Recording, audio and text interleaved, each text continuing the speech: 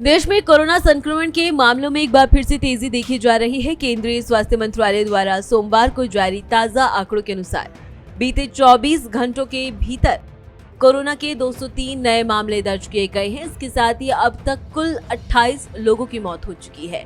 वर्तमान में देश में एक्टिव मामलों की संख्या बढ़कर 3,961 हो गई है।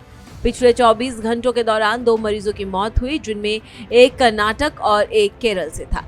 बीते एक दिन में सबसे अधिक मामले दिल्ली से सामने आए हैं, जहां 47 नए संक्रमितों की पुष्टि हुई है। केरल, जहां कोरोना के सबसे ज्यादा सक्रिय मामले हैं, वहां एक्टिव केस की संख्या 1435 हो गई है।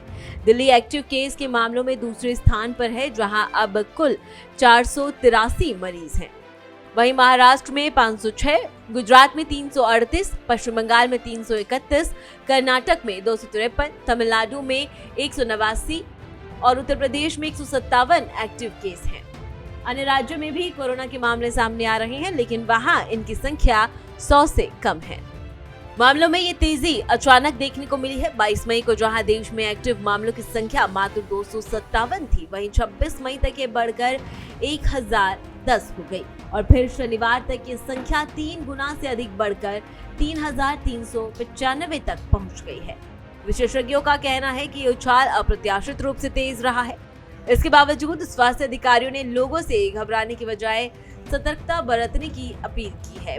भारतीय आयुर्विज्ञान अनुसंधान परिषद (ICMR) के महानिदेशक डॉक्टर राजीव बहल ने जानकारी दी है कि देश के पश्चिमी और दक्षिणी हिस्सों से लिए गए सैंपल्स की जेनोमिक सीक्वेंसिंग के आधार पर यह संकेत मिला है कि मौजूदा संक्रमण की लहर ओमिक्रॉन के नए सब वेरिएंट्स के कारण हो रही है।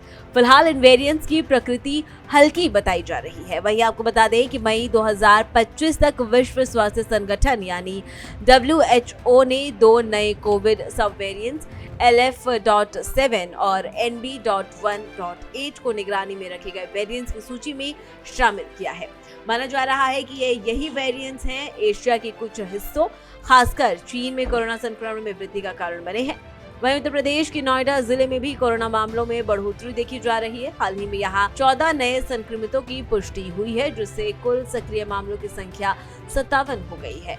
इसमें 30 पुरुष और 27 महिलाएं शामिल हैं। सभी संक्रमितों को होम आइसोलेशन में रखा गया है। जिले में मामले लगातार बढ़ते देख अस्पतालों में मॉक ड्रिल की जा रही है। गुजरात के अहमदाबाद में भी संक्रमण के कारण दूसरी मौत दर्ज की गई है। LG अस्पताल में भर्ती 47 वर्षीय महिला की मौत के बाद अब 18 वर्षीय युवती की भी मृत्यु हो गई है, जिसे 2 दिन पहले सांस लेने में तकलीफ के कारण भर्ती करवाया गया था। गुजरात में इस समय कुल 338 सक्रिय केस मौजूद हैं। स्वास्थ्य विभाग के अनुसार मौजूदा स्थिति पर नजर रखी जा रही है और किसी भी आपात स्थिति से निपटने के लिए राज्य और जिला स्तर पर तैयारियां तेज कर दी गई है।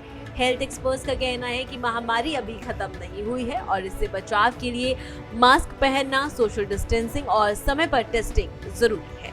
फिलहाल खबर में बस इतना ही। ऐसी और तमाम खबरों के लिए देखते रहिए भारत एक्सप्रेस डिजिटल। नमस्कार।